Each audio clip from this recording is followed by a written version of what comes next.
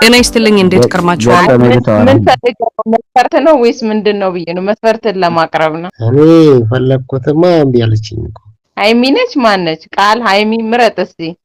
ማን ነው እምቢ የሚልክ? ቃልዬ ነች? አዎ። ወይ ቃልማ ከአንደበቷ ራሱ እምቢ የሚወጣ አይመስለኝም። እምቢ አለችኝ። እኔ መሰርኩልሽ። ኧረ አይመስለኝ ጆ እስቲ ቆይ አንዴ ላስቸግራችሁ አንዴ። ጆዬ እንኳን ደህና መጣ። ሞገስዬ ማይ ብራዘር እንዴት ነህ ብያለሁ። ያላገኘኋችሁ ሁላችሁንም ሰላም ብያለሁ። እንኳን ደህና መጣ ወንድምዬው ጆ። እንዴት ነህ? አለው ግሬሎም ነኝ ማይክ ያዥና እኔ ሌላ ምንም እንድታወሪኝ አልፈልግም። ቦስ እንዴት አመሸህ ካልሽኝ በቃ አይነማ ቢያት አይናም ዘመንሹ የሪያዱ ቀበጥ እንዴት ነህ? ተው ወለኝ። እኔ የማውቀው ግን ይሄን ነገር የሪያዱ አሽቅርቅር የሪያዱ ንጉስ ምናምን ሲባል ነው የምሰማውና ንግስት ምናምን ሲባል ነው የምሰማው። የወንድም የሪያዱ በጣም ነው የሚገርመው።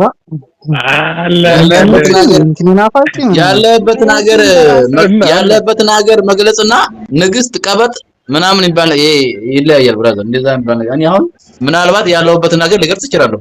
ከዛ ውጭ ቀበጥ የሚለው አይተሃል? የሪያዱ ስደተኛ ነው አይደል አንተ? የሪያዱ ስደተኛ ነኝ ሊላ አይ ብራዘር ግን ደስ ወደ ሪያድ ነው የተሰደድከው ወላ ከሪያድ ነው የተሰደድከው?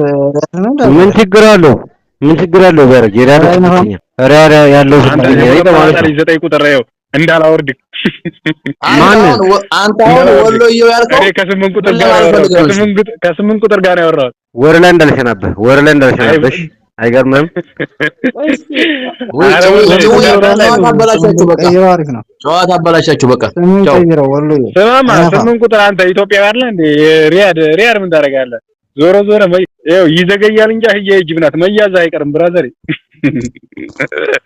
እስከሚያዝ አንተ የሰውዬ ጤነኛ አይደለም እንዴ? ኧረ ምን ነው ተባላሽ? አንተ ራስ ወሎዬ የሚለውን ቀይረው። አንተ ያለሁበት የተወለድኩበት ሀገር ነው ብራዘር። እና እሺ እኔ ሪያድ የተወለድኩበት ሀገር አለመሆኑን ምን መረጃ አለ? ና የት ትሄዳለህ? የት ትሸሻለህ? ኧረ ምን አይሰማም ድራይም እኔ እኮ ዳይመንድ ታይ ሆዴ ቸርሳስ ይላል። አማርኛው ሁሉ ጠፋኝ። ጉድ እኮ ነው። ኧረ እኔ ከእንት ልነቅል ነው ትያለሽ። ማይ ጋድ ከዚህ በኋላ አላወራም። ሰላም እንዴት ናችሁ? ነገቢ እንደውም እኔ እቺን አቅፌ ቁጭ ማለት ነው። ቻይና ይሰማሻል? አዎ ይሰማል። እኔ ነኝ ቻይና። ማን ልበልሽ? አልገባኝም እኮ ቤት ውጭ ወደ ላይ።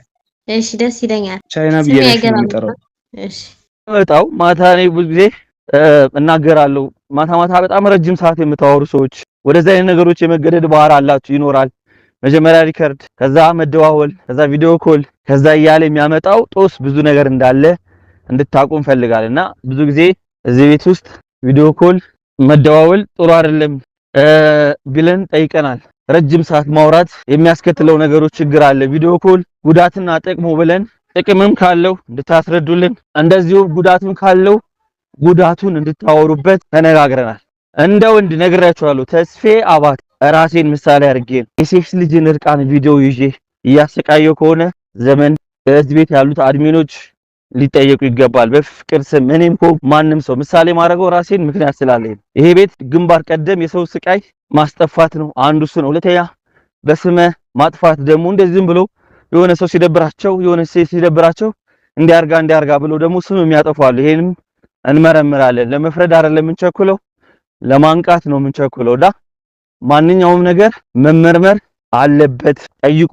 ማንንም ሰው አትፍሩ። ማንንም ሰው ከህግ በላይ አይደለም። ሁላችንም ቤተሰብ አለን፣ አራሻችን አለን፣ ህግ አለን። መጠየቅ ካለብን ሁሉም ሰው ይጠየቃል። አብሶ እዚህ ቁም ነገርን መስለው የቤቱ አካል መስለው ይሄን ስራ የሚሰሩ ሰዎች ካሉ ሊጠየቁ ይገባል። ህግ አለ። እኔም ማክሬያለሁ። አንድ ሰው ዳጋጣሚ ክፍለ ሀገር አንድ ሁለት ሄደን ሰው ስላለ ነው በእንደዚህ ጉዳይ ላይ ህግ ራሱን አሰራሮችን ይሰራልና ልብ በሉ። ቪዲዮ ኮል ጥንቃቄ አድርጉ። በጣም በተደራጀ ነው። ምክንያቱም አንድ ሴት ኢትዮጵያዊ የሆነ ሴት በየትኛውም እምነት ውስጥ ያደገች ሴት እርቃን ቪዲዮ ከተያዘባት አደባባይ አትወጣም። የሱ ምርኮና አዝረኛ ነው የምትሆነው። ብዙዎች ግን የሚያሸማቅቅ አይደለም፣ የተለየ ማንነት የለም። ስለዚህ ያ ሰው እንዳንቺ ሰው ነው፣ ደካማ ጎን አለው፣ ሴቶችም የሚይዙ ስላሉ ማለት ነው። ስለዚህ ማንም ሰው የማንንም ሰው ክብር ይዞ የማዋረድ መብት የለውም። ይሄንን እንድታውቁ እንፈልጋለን። ካለ እዚህ ቤት ውስጥ መውጣት አለበት። ተስፋ አባተ የሚኖረው መገናኛ ነው። እንደ አይነት ስራ ውስጥ ካለው ሊጠየቅ ይገባል። ማንኛውም ሰው ቢሆን ሊጠየቅ ይገባል። ይሄ ቤት የቀልድ ቤት አይደለም፣ የቁም ነገር ቤት ነው። ገንዘባቸውን፣ ጊዜያቸውን፣ ብዙ ነገሮቻቸውን እየከፈሉ ያሉ ሰዎች አንዱ ያደማ አንዱ የሚያክምበት ምክንያት የለምና በእንደዚህ አይነት ስራ ውስጥ እዚህ ውስጥም የተሰማሩ ሰዎች ካሉ ሴቶችም ስላሉ አድ እየጠየቁ ወንዶችን የሚያሰናክሉ አሉ። ብዙ ነገሮች የሚያደርጉ አሉ። የማንንም ሰው ቪዲዮ የማንንም ሰው ድምጽ ይዞ ማንንም የማስፈራራት መብት ስልጣን የለውም። ይሄንን ወቁ። እዚህ ውስጥ ከሌኮ ተይዞባታል እያሉ ስም የሚያጠፉ ሰዎችም አሉ። ይሄም ወንጀል ነው። ማንንም የሚያዝ የማሸማቀቅ የለም። መርምረን ነው የምንፈርደው። ይሄ እንድታውቁ እንፈልጋለን። እሺ አዎ ነገሩ በቃ እዚህ ዘመን አለች፣ ማትበላለች፣ እጹብ አሉ፣ ሴቶች ናቸው፣ አበሻዊት አለች፣ ማህሌት አለች፣ ማያሉ የዝቤ አሉ። ወንዱን ከፈራችሁ ለነሱ አርጠይቋችሁ ይፋጠጣችኋል። ይሄ ቀላል እኮ አይደለም፣ የህይወት ጉዳይ ነው። እሱ ሰላሙን እየተኛ እግሩን ዘርግቶ እየተኛ ይዞብኝ ለቀቀብኝ አለቀቀብኝም እያለሽ ነፃነቷን ማጣት የለባት። ይሄን እንዳትረሱ። እኔ በዚህ ሁኔታ እግዚአብሔር እንዲህ አይነት የሚደረግ ነገር ካለ እኔ ህይወቴን ይሰጣሉ፣ እኔም ካረኩኝ እንደዛው ማለት። ስለዚህ ልንቶ የምንችለው ነገር አይደለም። አሉ መንፈሳዊ ቤት ውስጥ የተደበቁ ሰዎች አሉ። ቁም ነገር ቤት ውስጥ የተደበቁ ሰዎች አሉ። እኛ ትዳር ቤት የተለያዩ ቤቶችን የምንቃወምበት ሰው ምክንያቱም ለእንደዚህ አይነት ነገሮች በጣም ተጋላጭ ነው፣ ብዙዎች በዚህ ጉዳይ ይጎዳሉ ያልን የምንቃወሙ ያ ነው። የመቃወም ሱስ ኖሮብን አይደል። ስለዚህ አሉ መጀመሪያ በጣም ጨዋ ሆነው የሚቀርቡት አሪፍ ሰው ሆኖ ነው፣ ለሴት ልጅ ክብር እንዳላቸው ሆኖ ነው የሚቀርቡት፣ ለወንድ ልጅ ክብር እንዳላቸው ሆኖ የሚቀርቡት። የተወሰነ ከተጫወቱ በኋላ እምነታችሁን ከበሉ በኋላ ልባችሁን ካገኙ በኋላ ቀጥታ ወደ ቪዲዮ ነው የሚገቡት። በማቀናባበርም ሰዎችን የሚያስፈራሩ አሉ። ይሄንንም ልብ በሉና ስለዚህ ወደ ዋናው ነጥብ ስገባ ይሄ ቤት ቪዲዮ ኮል 85% ይቃወማል። ቪዲዮ ኮል ወይ ደግሞ አስተያየት ይሰጥበታል። የቪዲዮ ኮል ጦሱ ብለን ማለት ምክንያቱም ልብስ ቀስ በቀስ ነው የሚወልቀው፣ ባንዴ ሁሉም አይወልቅም። ሰዎች ስትቀርቧቸው መጀመሪያ እስቲ ደረትሽን ለየው ከላይ ያለውን አውልቂ እየተባለ ነው ወደ ብዙ ነገሮች የሚገባውና እህቶቼ ወንድሞቼ ይሄ ቤት በእንደዚህ አይነት ጉዳይ ላይ የሚሽኮረመምበት ምንም ምክንያት የለም። እዚህ ቤት ውስጥ ባሉት እህቶቼ በጣም ስለምተማመን፣ እዚህ ቤት ውስጥ ባሉት ወንድሞቼ በጣም ስለምተማመን ማንም የማንንም ሀዘን የማንንም ለቅሶ ማየት አይፈልግም። ለማንኛውም ቤት ይሄ ክፍት ነው። እኛ በምንከሰው ክስ ነው እኛን መልሰው የሚከሱት። ሳራኩ እንደዚህ ማያ እንደዚህ ይላሉ ሆን ብሎ፣ ምክንያቱም የነሱ ስራ እንዲሸፈን ስለሚፈልጉ ማለት ነው። የነሱ ገበና እንዲደበቅላቸው እኛ እንዳናወራ ስለነሱ እንዳናነሳ እንደዚህ አይነት ነገሮች የሚያወሩ ሰዎች አሉ።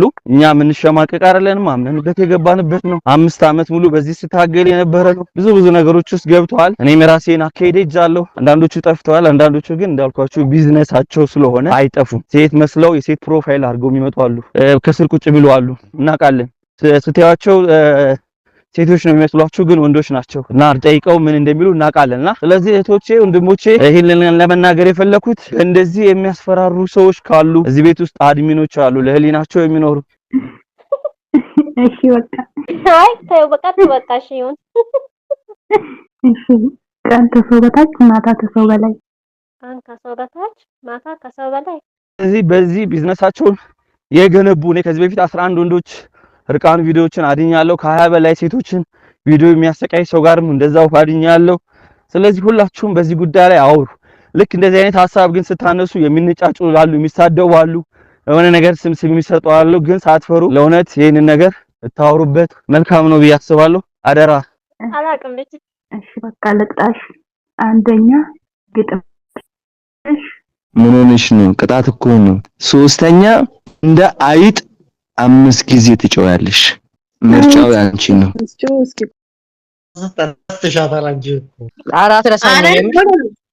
ደውልለት እያልኩት ነበረው። ብዙ ጊዜ ኦንላይን ቻት እንትን ነው አላሳየኝም እና እኮ ብዙ ሰው ስላደረገኝ አልመልስም። ምን አንድም ሰው አይደሰምሽም። ቅድም ምን ተባብለን ቅድም የምር የምትይው ሰው ማን ነው? ቤተሰቦች ነው ማለት አብልጠሽ የምትወጂው ከወንድሞችሽ ወይ ከእህቶችሽ? ምሳሌ ትልቅ ወንድምሽ ነው ትንሽ? እናትና አባቴ። ኦኬ እናትና አባቴ። ኦኬ መልሰሽልኛል። ስመመንን ጠይቂው እስቲ። ጠይቅልኝ ስራ ላይ ሆኜ ነው ትንሽ። ኦኬ እሺ ስመመን ሰላም እንዴት ነህ? አለን ምን ልጠይቅ? እውነት ድፍረት የበብሎ ካጠናገርኩት ጠይቅ ልጆቼን ነው በሆነ ስልክ አገኛቸዋለሁ። ጎረቤት አለ አከብራቸውን እሰማለሁኝ። ግን አሁን ምንድነው ልጆቼን እንዴት ካድኩኝ? በቃ የሆነ በቃ እኔ ደስተኛ ሆኜ ለመሆኑ አይናፋርነት ጥሩ ወዳጅነት መመስረትና አስደሳች ጊዜ ማሳለፍ የምትችልበትን አጋጣሚ ሊያሳጣህ ይችላል። አይናፋርነት ጠቃሚ የሚሆንበት ጊዜ አለ። ከመናገር በፊት እንድታስብ እንዲሁም ጥሩ ተመልካችና አድማጭ እንድትሆን ሊረዳህ ይችላል። አይናፋርነት ሊቀየር የማይችል ባህሪ አይደለም። ደግሞም የሚያሳድርብህን አሉታዊ ተጽዕኖ መቆጣጠር ትችላለህ። ይህ ርዕስ እንዲህ ማድረግ የምትችለው እንዴት እንደሆነ ያብራራል። የሚያስፈራህ ነገር ምን እንደሆነ ለይተህ ማወቅ አለብህ። ሊረዱህ የሚችሉ ኩዮችህ ምን ይላሉ ለመሆኑ? አይናፋር ከሆንክ ሰዎችን ፊት ለፊት መናገር በጣም ሊጨንቅህ ይችላል። ይህም በጨለማ ክፍል ውስጥ ብቻህን ያለህ ያህል ከሌሎች እንደተገለልክ እንዲሰማህ ያደርግ ይሆናል። ይህ ደግሞ ፍርሃት ሊያሳድርብህ ይችላል። ሆኖም የሚያስፈራ ነገር ምን እንደሆነ ለይተህ ለማወቅ ጥረት ካደረግ የሚሰማህ ፍርሃት መሰረተ ቢስ እንደሆነ ማስተዋል አይቀርም። እስቲ 3 ምሳሌዎችን እንይ።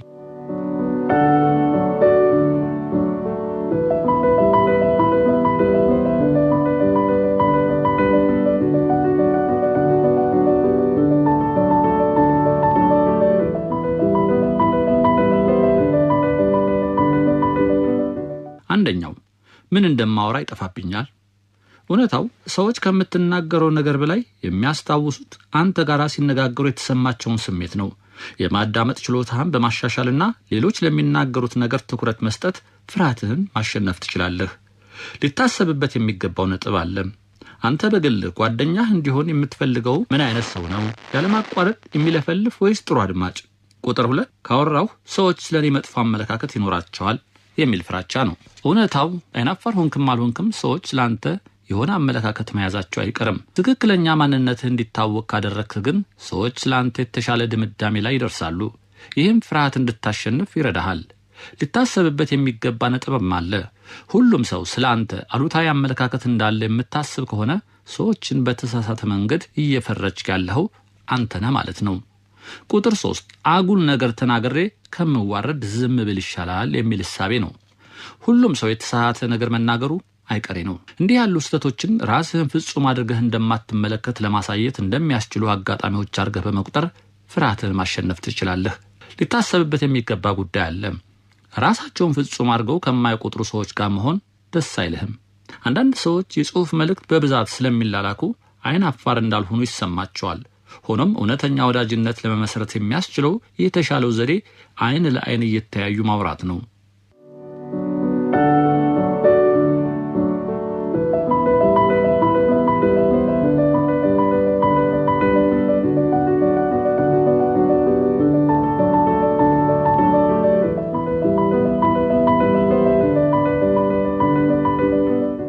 የስነ ልቦናና የቴክኖሎጂ ባለሙያ የሆኑት ሼሪ ተርከን ከሰዎች ጋር ልብ ለልብ ለመገናኘት የምንችለው ፊታችንን ስናይና ድምጻቸውን ስንሰማ ብቻ ነው በማለት ጽፈዋል። ለዚህም ሊረዱ የሚችሉ ነገሮች አይጠፉም። ራስህን ከሌሎች ጋር አታወዳድር። በጣም ተግባቢ መሆን አይጠበቅብህም። ከዚህ ይልቅ ግብህ አይናፋርነትህን በተወሰነ መጠን በመቆጣጠር ጥሩ ወዳጅነት ከመመስረትና አስደሳች ጊዜ ከማሳለፍ እንዳያግድህ ማድረግ ሊሆን ይገባዋል። ረጅም ውይይት ማድረግ ወይም ደግሞ ጨዋታ አድማቂ መሆን እንዳለብህ ሊሰማህ አይገባም። ከአዲስ ሰው ጋር ለመተዋወቅ ወይም ደግሞ ጥቂት ጥያቄዎችን ለመጠየቅ ጥረት ማድረግ ብቻ በቂ ሊሆን ይችላል። ራስን ጠይቅ። እያንዳንዱ ሰው የራሱን ተግባር ይመርምር። ከዚያም ራሱን ከሌላ ሰው ጋር ሳያወዳድር ከራሱ ብቻ በተያዘ እጅግ የሚያስደስት ነገር ያገኛል። ተግባቢ የሆኑ ሰዎች ከሌሎች ጋር የሚጫወቱት እንዴት እንደሆነ ለማስተዋል ሞክር። ጥሩ ውይይት ለማድረግ የሚረዳ ምንድን ነው? ምን ጥሩ ያልሆኑ ነገሮችስ አስተውልሃል? ካሏቸው ችሎታዎች መካከል አንተ መኮረጅ የምትፈልገው የትኛውን ነው? ከሌሎች ጋር በቀላሉ የሚቀራረቡ ሰዎችን በማየት ከነሱ መማር ያስፈልጋል። ከአንድ ሰው ጋር ለመጀመሪያ ጊዜ ሲገናኙ የሚያደርጉትን የሚናገሩትን ነገር ተመልከት። ብረት ብረት እንደሚስል ሁሉ ሰውም ጓደኛውን ይስለዋል። ጥያቄዎችን ጠይቅ። አብዛኛውን ጊዜ ሰዎች ስለተለያዩ ነገሮች ያላቸውን አመለካከት መናገር ያስደስታቸዋል። ስለዚህ ጥያቄ መጠየቅ ውይይት ለመጀመር የሚያስችል ሁነኛ መንገድ ነው። በተጨማሪ ጥያቄ መጠየቅህ በአንተ ላይ ብዙ ትኩረት እንዳያርፍ ይረዳሃል። አስቀድመህ መዘጋጀትህ የሚሰማህን ጭንቀት ለመቀነስም እንደዚሁ ሁነኛ መንገድ ነው።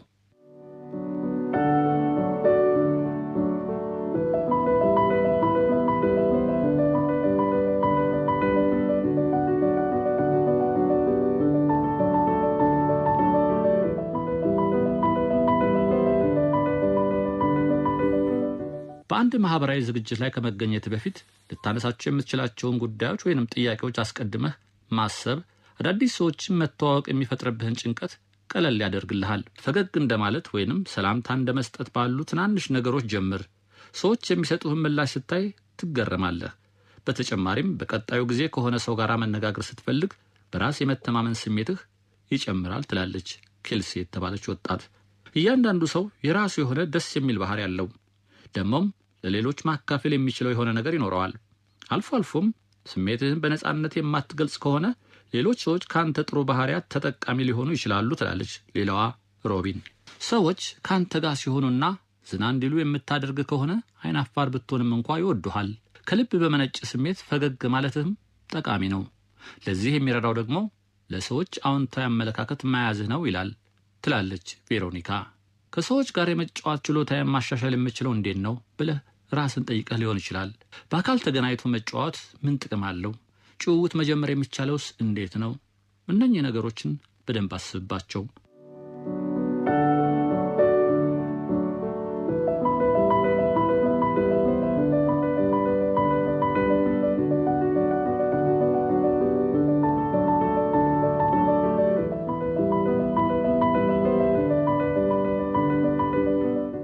በአካል ተገናኝቶ መጫወት ምን ጥቅም አለው ለሚለው አንዳንዶች በአካል ተገናኝቶ መነጋገር በተለይ የጽሑፍ መልእክት ከመላላክ አንጻር ሲታይ በጣም ከባድና ውጥረት የሚፈጥር ነገር እንደሆነ ይሰማቸዋል። ግን ስህተት ነው። ሌላው በአካል ተገናኝቶ መነጋገር ይበልጥ ይጨንቃል። ምክንያቱም የተናገርከውን ነገር ተመልሰህ ማስተካከል ወይም መሰረዝ ስለማትችል ነው። የጽሑፍ መልእክት አስቀድሞ እንደተቀዳ ፕሮግራም፣ በአካል ተገናኝቶ ማውራት ደግሞ እንደ ቀጥታ ስርጭት ነው ሊባል ይችላል። ከሰዎች ጋር ሳወራ ሁሌም የማስበው አሁን አጉል ነገር ተናገርኩ ብዬ ነው የምትለዋ ጂን ነች። ያስፈራኛል። አይናፋርነቴም ከዚህ የመነጨ ነው ትላለች እሷ።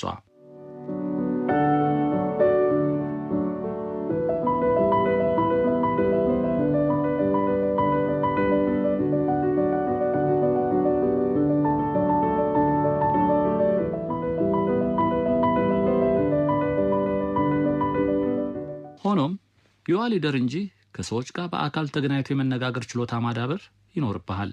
ለምሳሌ አዳዲስ ጓደኞችን ለማፍራት፣ ስራ ለማግኘትና በዚያ ስራ ለመቀጠል እንዲሁም ዝግጁ ስትሆን የፍቅር ጓደኝነት ለመጀመር ይህ ችሎታ ግድ ያስፈልጋል። ደስ የሚለው ከሰዎች ጋር በአካል ተገናኝቶ መጫወት የምታስበውን ያህል የሚያስፈራ ነገር አይደለም። አይናፋር ብትሆን እንኳ ይህን ችሎታ ማዳበር ትችላለህ። ጠቃሚ ምክር አለም። ስህተት ሰራለሁ ብለህ አትጨነቅ። ከሌሎች ጋር የመነጋገር ችሎታ ማዳበር ብስክሌት መንዳት እንደ መለማመድ ነው። መጀመሪያ አካባቢ መውደቅህ አይቀርም። ሆኖም መለማመድህን ስትቀጥል እየተሻሻልክ ትሄዳለህ። ይህም አስደሳች ይሆንልሃል። አልፎ አልፎ የተሳሳተ ነገር መናገርህን በተናገርከው ነገር ማፈርህ የማይቀር ነው። እንዴት ተሳሳታለሁ የሚል አመለካከት ሊኖርህ ፈጽሞ አይገባም። ጭውውት መጀመርስ እንዴት እችላለሁ ካልክ የሰዎች ትኩረት ስለሚስብ አንድ ርዕሰ ጉዳይ አስብ። ከዚያም ያን ርዕስ ጉዳይ ተጠቅመህ ጭውውት ጀምር። ለምሳሌ በቅርቡ የት አካባቢ ተጉዘሃል? ይሄ በጣም አሪፍ ድረገጽ ነው አይተዋል? እንዲህ አይነት ጭውውቶችን መጀመር ትችላለህ። ጭውውታችሁ ሰፋ ካለ ርዕሰ ጉዳይ ይልቅ በአንተና በምትነጋገረው ግለሰብ ላይ ያተኮረ እንዲሆን ከፈለክ ሁለታችሁንም የሚመለከቷቸው ጉዳዮችን ለማሰብ ሞክር። ለምሳሌ የምትማሩት አንድ ትምህርት ቤት ነው ወይም የምትሰሩት ስራ ተመሳሳይ ነው። ሁለታችሁን በሚያገናኛችሁ ጉዳይ ላይ ተመስርተህ ጥያቄዎችን ማንሳት ትችላለህ። በአስራዎቹ ዕድሜ ላይ የሚገኙ ሁለት ወጣቶች ምሳ እየበሉ ሲጫወቱ ምን ሊያወሩ ይችላሉ?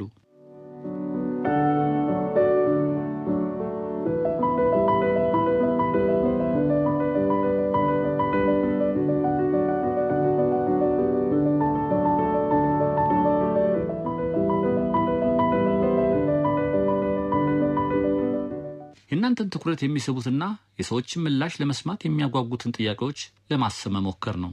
ቀደም ብለን እንደጠቀስነው ያሉ ጥያቄዎች ጭውውቶችን ለመጀመር ጥሩ መነሻ ሊሆኑ ይችላሉ። በተቻለ መጠን ግን አዎ ወይንም አይ ከሚሉ መልሶች ያለፉ ሐሳቦች ለመስጠት የሚያነሳሱ ጥያቄዎችን መጠየቅ ያስፈልጋል።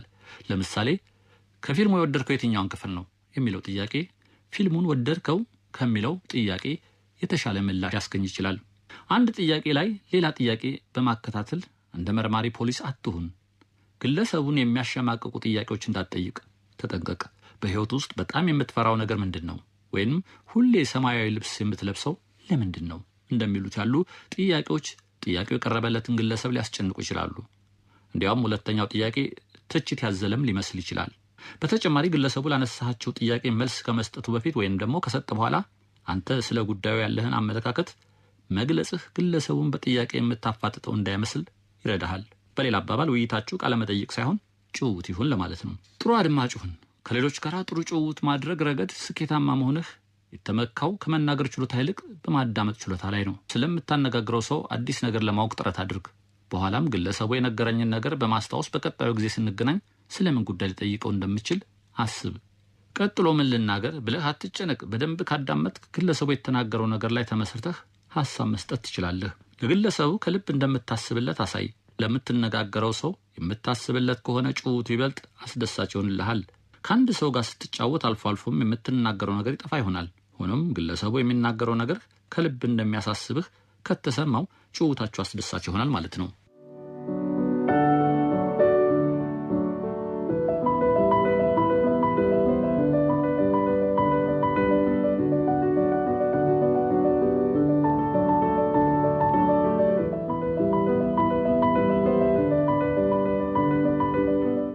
ጠቃሚ ምክር አለ። አድናቆትን የሚገልጽ ከልብ የመነጨ ሐሳብ ተናገር። ከዚያም ይህን ሐሳብ አስከትለህ አንድ ጥያቄ አቅርብ። ለምሳሌ በጣም ቆንጆ ኮት ነው የለበስከው፣ ከየት ነው የገዛኸው ልትል ትችላለህ። ሊያስጨንቁ የሚችሉ ጥያቄዎችን አትጠይቅ። ለምሳሌ ቆንጆ ኮት ነው የለበስከው፣ ስንት ገዛኸው እንደሚለው ያለ የአድናቆት መገለጫ ግለሰቡን ቅር ሊያሰኝ ይችላል። ስለ ራሳችሁ ፍላጎት ብቻ ከማሰብ ይልቅ እያንዳንዳችሁ ለሌሎች ሰዎች ፍላጎትም ትኩረት ስጡ። ጆርዳን የተባለ አንድ ወጣት አዎንታዊ ነገር በመናገር ጭውውቱን ለመደመጥ ጥረት አደረገ። ከሌሎች ጋር የመጫወት ችሎታ ማዳበር አዲስ ቋንቋ ከመማር ጋር ይመሳሰላል። መጀመሪያ ላይ ከባድ ነው። በጥረትና በልምምድ እየተሻሻለ ይሄዳል። ሌላኛው ሰው ሲናገር አይኑን እያያችሁ ከልብ አድምጡ። ተገቢ በሚሆንበት ጊዜ ጭንቅላታችሁን ነቅንቁ፣ ፈገግ በሉ። ሰዎች እንዳዳመጣችኋቸው የሚጠቁም ሐሳብ ስትናገሩ ደስ ይላቸዋል።